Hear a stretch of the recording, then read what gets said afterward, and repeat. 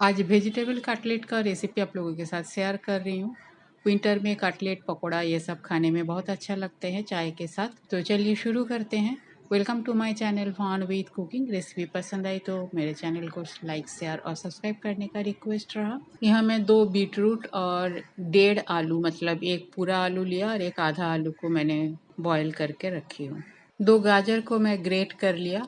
मोटे वाला ग्रेटर का जो पोर्शन होते हैं उसी से मैंने ग्रेट किया। मुट्ठी भर फ्रोजन पीस लिया, फ्रेश भी ले सकते हो पर उसको स्टीम या बॉईल कर लेना। एक बड़े प्याज को चॉप कर लिया। 5-6 मोटे मोटे लहसुन को मैं मैश करके रखी हूँ। कुछ मूंगफली को मैं रोस्ट कर लिया, उसके बाद इसका छिलका हटा लिया।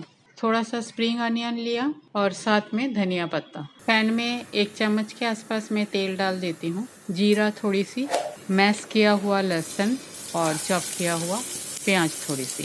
बिल्कुल ब्राउन नहीं करनी है, थोड़ा सा सौटे कर लेना है और अल्टीमेटली सारी सब्जी कुक होते होते सब कुछ बहुत अच्छी तरह से कुक हो जाएगी।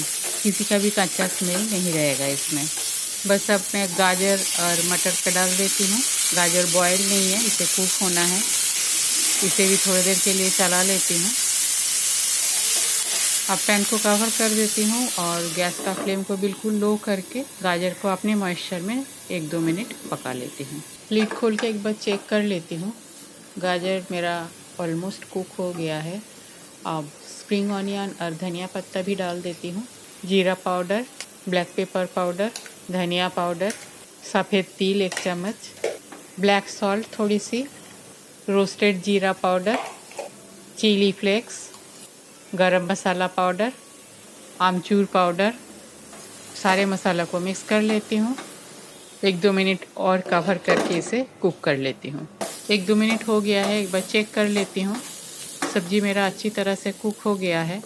अब बॉईल किया हुआ आलू, इसे भी मैंने ग्रेट करके रखी थी, डाल दिया और बॉयल बीटरूट को भी छिलका उतार के ग्रेट कर लिया। साथ में क्रश किया हुआ मूंगफली, थोड़ा सा चीनी और नमक अपना स्वाद अनुसार। मिक्स कर लेती हूँ सारी चीज़ों को।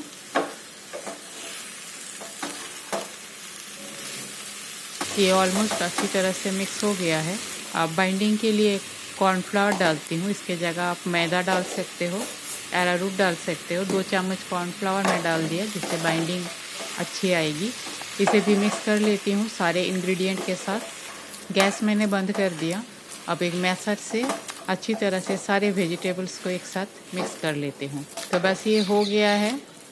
अब ठंडा होने के बाद ही कटलेट बना पाऊँगी, तो इसे थोड़ी देर के लिए साइड पे रख देती हूँ, ठंडा होने देती हूँ। तो कटलेट का डो मेरा अच्छी तरह से ठंडा हो गया, बहुत अच्छी तरह से मिक्स हो गया है। अब हाथ में थोड़ा सा तेल लगा लेती हूँ जिससे कटलेट बनाने में इजी होगा।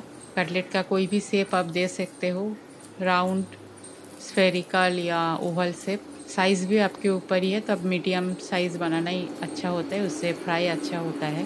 तो मैंने एक गोल कटलेट बना लिया।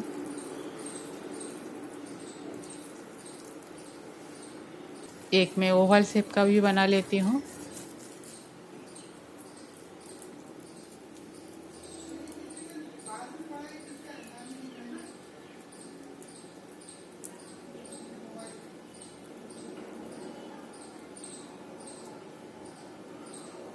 और एक राउंड शेप का बना लेती हूँ। इस तरह से बाकी जितने भी डो है यहाँ सारे कटलेट में बना लेती हूँ। तो मैंने सारे बना लिया। एक दिन में सारे फ्राई नहीं करूँगी।